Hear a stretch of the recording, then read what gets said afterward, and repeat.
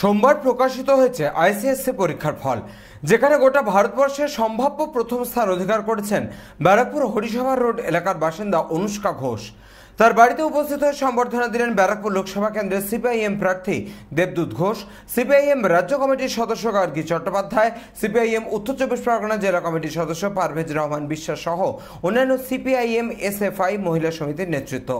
সংবাদ মাধ্যমের মুখোমুখি হয়ে ব্যারাকপুর লোকসভা কেন্দ্রের সিপিআইএম প্রার্থী দেবদূত ঘোষ জানান, অনুষ্কার ইচ্ছা পড়াশোনা শেষ করে বাম রাজনীতিতে যোগদান করে মানুষের জন্য কিছু করার। তার এই ইচ্ছাকে আমরা স্বাগত জানাই।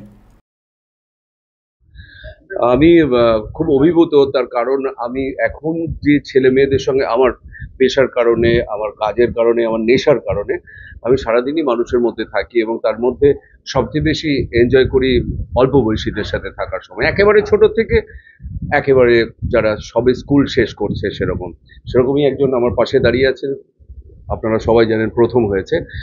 আমার কাছে সবচেয়ে যেটা ছুঁয়ে যাচ্ছে, আমি দ্বিতীয় একজনকে পেলাম ওর বয়সী, মানে সে তো রোজিয়া শীর্ষা তার নাম, আমার দুই অধ্যাপক বন্ধুর কন্যা।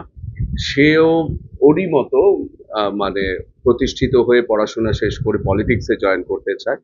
আর শীর্ষাও তাই। শীর্ষাও রোজই আমাকে ফোন করে বলে, আঙ্কেল আমি কিন্তু এবার ব্রিগেড হলে তোমার সাথে যাব, বা আমি তোমার সঙ্গে মিছিলে কিন্তু আসবো।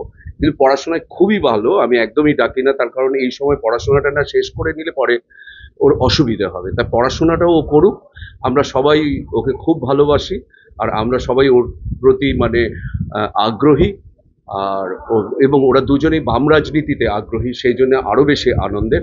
আমরা তো রইলুমই, ওরা এগিয়ে আসুক, আমাদের পতাকা বওয়ার লোক পাওয়া যাচ্ছে, এটাই সবচেয়ে আনন্দের। ব্যারাকপুর থেকে সৈকত গঙ্গোপাধ্যায়ের রিপোর্ট, চ্যানেল 24/7। মসনদ দখলের লড়াই 2024 দেখতে চোখ রাখুন চ্যানেল 24/7 এর পর্দায়। সিংহাসনের মহাসংগ্রাম